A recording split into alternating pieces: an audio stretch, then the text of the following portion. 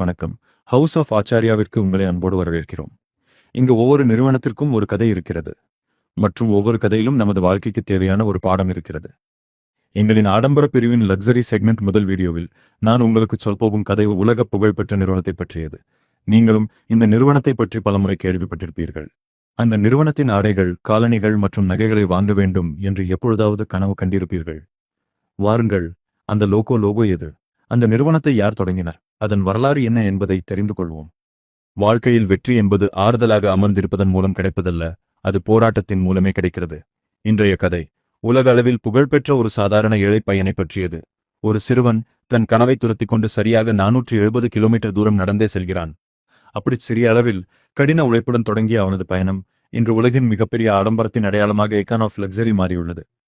இது வெறும் ஒரு நிறுவனத்தின் பின்னே மட்டுமல்ல, இது நம்பிக்கை, ஒழுக்கம், மறுசீரமைப்பு மற்றும் உங்கள் சூழ்நிலைகளை விட பெரியதாக கனவு காணும் துணிச்சலின் கதை. இதுதான் லூயி வுய்ட்டோன் அவர்களின் கதை. 1835 லூயிஸ் விட்டான் என்ற 13 வயது சிறுவன் தன் சொந்த ஊரான அஞ்சை விட்டு பாரிஸ் நகரத்தை நோக்கி சுமார் 470 கிலோமீட்டர் தூரம் நடந்தே புறப்பட்டான். அவனிடம் பணம் இல்லை. சிறிய வயதிலேயே தாய் தந்தையை இழந்த அவனுக்கு யாருடைய ஆதரவும் இருக்கவில்லை. ஆனால் அவனிடம் இருந்தது ஒரே ஒரு விஷயம்தான், நம்பிக்கை. அவனுக்கு எப்படியாவது சாதிக்க வேண்டும் மற்றும் மிக உயர்ந்த கைவினைத்திறனை கிராஃப்ட்ஸ்மேன்ஷிப் கற்றுக்கொள்ள வேண்டும் என்ற பிடிவாதம் இருந்தது. மேலும் தன் கனவுகளை வளர்த்துக் கொள்ள பாரிஸ் மட்டுமே ஒரே இடம் என்பதையும் அவன் அறிந்திருந்தான். இறுதியாக பாரிஸ் போன்ற பெரிய நகரத்தை அடைகிறான். அங்கு ஒரு பெட்டி தயாரிப்பாளரிடம் பாக்ஸ் மேக்கர் வேலைக்கு சேர்கிறான். லூயிஸ் பல ஆண்டுகள் திறமை வாய்ந்த கைவினைஞர்களின் கீழ் பணிபுரிந்து தன் திறனை வளர்த்து கொண்டார். அவர் வேலையின் மீது காட்டிய அர்ப்பணிப்பு, தனித்துவமான திறன் மற்றும் பொறுமை ஆகியவை அவரை மற்றவர்களிடமிருந்து தனித்து காட்டின. இதன் காரணமாக மிக விரைவில் பிரான்ஸ் நாட்டின் உயர்குடி மக்கள் அவரது கைவினைத்திறனை கவனிக்கத் தொடங்கினர். இதனால் நாளுக்கு நாள் அவர் பிரபலமடைய தொடங்கினார். கேவலம் 33 வயதில் லூயிஸ் பாரிஸில் தனது சொந்த பணிமனையை ஒர்க் ஷாப் திறந்தார். பயன்படுத்த எளிதான, நேர்த்தியான மற்றும் நீண்ட காலம் உழைக்கக்கூடிய லக்கேஜ் பைகள் மற்றும் பெட்டிகளை தயாரிப்பதே அவரது குறிக்கோளாக இருந்தது.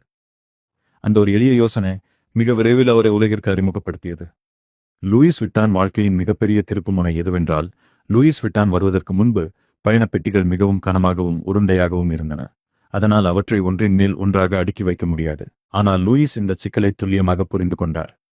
மக்கள் இலகுவான, அதிகத்தரம் வாய்ந்த லக்கேஜ் பைகளை விரும்புகிறார்கள் என்பதை லூயிஸ் விட்டோன் விரைவாக உணர்ந்தார். எனவே அவர் ஒரு புரட்சிகரமான லக்கேஜ் பையை அறிமுகப்படுத்தினார். அதுதான் உலகின் முதல் டாப் சட்டையான மேற்பகுதி கொண்ட நீர்ப்புகா வாட்டர் ரெசிஸ்டன்ட் பயணப்பெட்டி. அதை ஒன்றின் மேல் ஒன்றாக எளிதாக அடுக்க முடிந்தது. இலகுவாக இருந்தது, மேலும் நீண்ட காலம் உழைத்தது.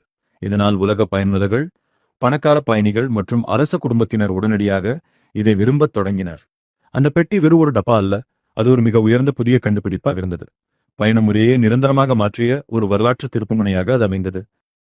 லூயிஸ் விட்டானின் பிரபலம் அதிகரித்ததால் சில நிறுவனங்கள் எல்வியின் தயாரிப்புகளை போலியாக டூப்ளிகேட் தயாரிக்க தொடங்கின.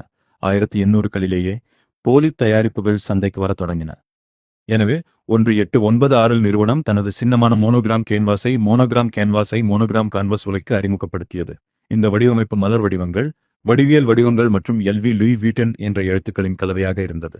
இது வெறும் வடிவமைப்பு மட்டுமல்ல, இது ஒரு அடையாளம், நிறுவனத்தின் பாதுகாப்பு அரண். அந்த மோனோகிராம் ஆடம்பர உலகின் அடையாளமாக மாறியது. 160+ ஆண்டுகளுக்கு பிறகும் அந்த பாரம்பரியத்தை சுமந்து கொண்டு இன்று வரை உலகளவில் மிக எளிதாக அடையாளம் காணக்கூடிய ஒரு வடிவமாக திகழ்கிறது. லூயிஸ் விட்டானை உண்மையிலேயே சக்தி வாய்ந்ததாக மாற்றுவது எதுவென்றால், அது அவர்களின் கைவினைத்திறன் கிராஃப்ட்ஸ்மேன்ஷிப் தான்.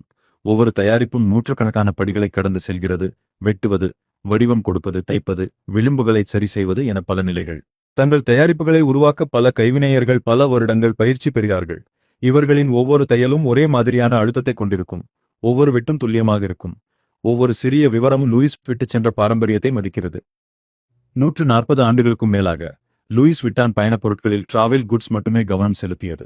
ஆனால் உலகம் மாறிக்கொண்டிருந்தது. ஃபேஷன் உலகளாவியதாக மாறியது. ஆடம்பரம் ஒரு வாழ்க்கை முறையாக மாறியது.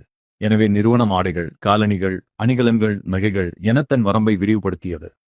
இந்த மாற்றம் லூயிஸ் விட்டானை ஒரு பாரம்பரிய பெட்டி தயாரிப்பாளரிடமிருந்து ஒரு முழுமையான ஆடம்பர சக்தியாக லக்ஸரி பவர் ஹவுஸ் மாற்றியது. மேலும் கைவினைத்திறனை நவீன பாணியுடன் இணைக்கும் நோக்கில் உலக புகழ்பெற்ற கலைஞர்களை தன்னுடன் இணைத்துக் கொண்டது. பாப் கலாச்சாரம், கலை மற்றும் ஃபேஷனை ஒரே கதையாக கலந்தது. இந்த கூட்டணிகள் உலகளவில் பெரும் வரவேற்பை பெற்று லூயிஸ் விட்டானை ஒரு கலாச்சார அடையாளமாக கல்ச்சரல் ஐகான் நிலைநிறுத்தின. காலப்போக்கில் புதிய தலைமுறையுடன் தொடர்பில் இருக்க தொடர்ந்து முயன்றது. இது இசை கலாச்சாரம், தெருப்பாணி ஸ்ட்ரீட் ஸ்டைல், டிஜிட்டல் தாக்கம் மற்றும் உலகளாவிய இளைஞர்களின் போக்குகளை தழுவியது. நிறுவனம் வெறும் கலாச்சாரத்தை பின்பற்றவில்லை, அது கலாச்சாரத்தையே உருவாக்கியது. கிளாசிக் பயணப் பெட்டிகள் முதல் நவீன தெரு ஆடைகள் வரை லூயிஸ் விட்டான் தன்னை விரிவுபடுத்திக் கொண்டது. உலகிற்கு அது கொடுத்த செய்தி தெளிவாக இருந்தது. ஆடம்பரம் என்பது வயதை பற்றியது அல்ல, அது அடையாளத்தை பற்றியது. லூயிஸ் விட்டான் தன் பொருட்களை விற்பனை செய்யும் முறை மிகவும் கடுமையான மற்றும் தனித்துவமான விதிகளுக்கு உட்பட்டது. நிறுவனம் இவ்வளவு சக்தி வாய்ந்ததாக வளர காரணங்கள் இதோ. எல்வி எப்போதும் தள்ளுபடி, டிஸ்கவுண்ட் அல்லது சிறப்பு விற்பனையை வழங்குவதில்லை. எல்வி எப்போதும் தள்ளுபடி கடைகளில் அவுட்லெட் ஸ்டோர்ஸ் விற்பனை செய்வதில்லை. எல்வி எப்போதும் மூன்றாம் தரப்பு மின் வணிக தேர்ட் பார்ட்டி காமர்ஸ் இணையதளங்கள் மூலம் விற்பனை செய்வதில்லை. எல்வி உலகளவில் தனது விலையை கட்டுப்பாட்டில் வைத்திருக்கிறது. இந்த உத்தி நிறுவனத்தை எப்போதும் தனித்துவமாக வைத்திருக்கிறது. நிறுவனத்தின் பிராண்ட் மதிப்பை பிராண்ட் வால்யூ பாதுகாக்கிறது. ஒவ்வொரு தயாரிப்பும் பிரீமியம் என்பதை இது உறுதி செய்கிறது. ஒரு நிறுவனம் மலிவாக மாற மறுக்கும் போது அது எல்லோர் புரோஃபைலும் அதிகம் விரும்பப்படும் ஒன்றாக மாறுகிறது. எல்வி இதை மற்றவர்களை விட மிக முன்பே புரிந்து கொண்டது என்பதுதான் உண்மை. எல்விஎம்எச் இன் மகுடரத்தினம்.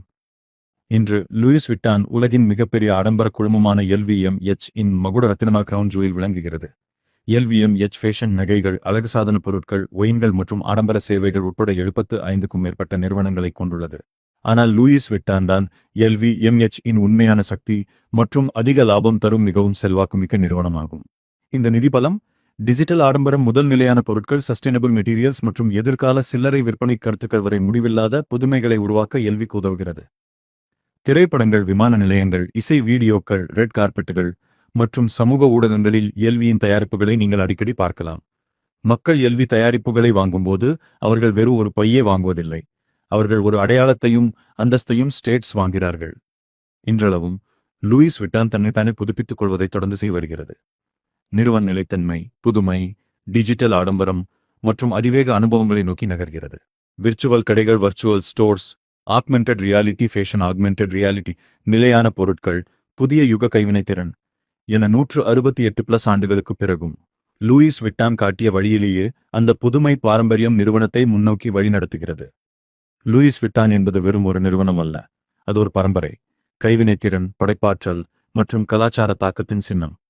பாரிஸின் ஒரு சிறிய பணிமனையிலிருந்து ஆடம்பர உலகின் மிக சக்தி வாய்ந்த பெயர்களில் ஒன்றாக உயர்ந்த நம்பிக்கையின் மேல் கட்டப்பட்ட ஒரு பேரரசின் கதைதான் லூயிஸ் விட்டான் அவர்களின் கதை.